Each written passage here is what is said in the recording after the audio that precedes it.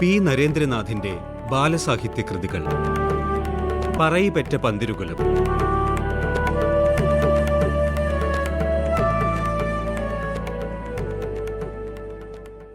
അഗ്നിഹോത്രി അടുക്കളയിലേക്ക് നടന്നു. മുഖം കനപ്പിച്ചുകൊണ്ട് അതാ നിൽക്കുന്നു തൻ്റെ ഭാര്യ അവിടെ. എന്തു പറ്റി നങ്ങേലി? അഗ്നിഹോത്രി ചോദിച്ചു. ഒരു ഭ്രാന്തന് ഊണ് വിളമ്പിക്കൊടുക്കാൻ എന്നെക്കൊണ്ട് പറ്റില്ല, അന്തർജനം പറഞ്ഞു. എന്നാൽ ഞാൻ വിളമ്പിക്കൊടുത്തോളാം, പുച്ഛസ്വരത്തിൽ അഗ്നിഹോത്രി പറഞ്ഞു. അയാളുടെ ജാതി എന്താണെന്ന് അന്വേഷിച്ചോ? ഒരു പക്ഷേ താണജാതിക്കാരനാവും, അല്ലെങ്കിൽ ബ്രാഹ്മണനായിരിക്കും. ഞാൻ ചോദിച്ചില്ല. മനുഷ്യനാണെന്ന് മാത്രം അറിയാം. അതും ഒരു സാധാരണ മനുഷ്യനല്ല, അറിവുള്ളവനാണ്. അർത്ഥം വെച്ച് സംസാരിക്കുന്ന കൂട്ടത്തിലാണ്. നാണുവിൻ്റെ കാലിലെ അസുഖം അദ്ദേഹം മാറ്റിക്കൊടുത്തു. എനിക്ക് ദുർഗാദേവിയെ നേരിട്ട് കാണിച്ചു തന്നു. ഇതൊക്കെ പോരെ നങ്ങേലി, അദ്ദേഹത്തിൻ്റെ മഹത്വം വെളിപ്പെടാൻ? മടിച്ചു നിൽക്കാതെ ഞങ്ങൾക്ക് 2 പേർക്കും ചോറ് വിളമ്പൂ, വേഗം ഇല വയ്ക്കൂ. അദ്ദേഹം ഉമ്മറത്തേക്ക് ചെന്നു. എന്താ നാറാണത്തെ, ഊണിനു മുമ്പ് കുളി പതിവുണ്ടോ? അഗ്നിഹോത്രി ചോദിച്ചു. ഊണ് കഴിഞ്ഞിട്ടാണ് സാധാരണ കുളിക്കാറ്, നാറാണത്ത് പറഞ്ഞു. 2 പേരും ഉണ്ണാനിരുന്നു. അന്തർജനം ഇലയിൽ വിഭവങ്ങൾ വിളമ്പി.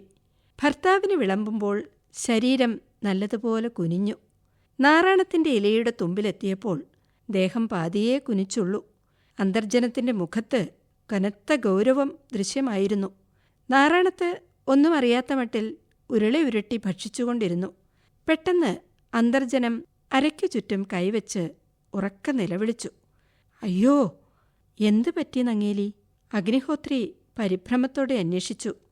എനിക്ക് അരയ്ക്കു ചുറ്റും ഒരു പിടുത്തം, നിവരാൻ പറ്റണില്ല. അയ്യോ, എൻ്റെ അരയ്ക്ക് എന്തു പറ്റി? കലശലായി വേദനിക്കണമല്ലോ, അവർ കരഞ്ഞുകൊണ്ട് പറഞ്ഞു. അഗ്നിഹോത്രി നാറാണത്തിനെ നോക്കി. അദ്ദേഹത്തിന് കാര്യം മനസ്സിലായി. നങ്ങേലി, നാറാണത്ത് നമ്മുടെ മാന്യ അതിഥിയാണ്, അത് ഓർത്തുകൊണ്ട് പെരുമാറൂ. വേദന തന്നെത്താനെ ശമിക്കും. പായസം വിളമ്പാനുള്ള സമയമായി.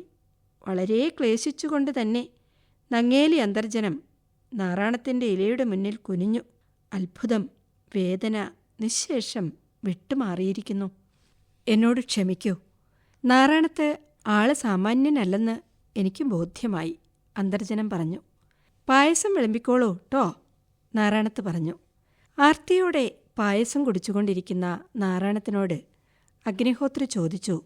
പായസത്തിന് മധുരം ലേശം കൂടിയോ നാറാണത്തെ? സന്തോഷത്തോടെ വിളമ്പിയാൽ പുളിച്ച മോരും മധുരിക്കും ട്ടോ തിരുമേനി, നാറാണത്ത് പറഞ്ഞു. ഉച്ച കഴിഞ്ഞ് അവർ പൂമുഖത്ത് തിരിച്ചെത്തി. നാറാണത്തിന് ലേശം ഉറങ്ങണ്ടേ? ഞാനെപ്പോഴും ഉറക്കത്തിലാണ്. ഇപ്പോൾ പ്രത്യേകിച്ചൊരു ഉറക്കം ആവശ്യമില്ല.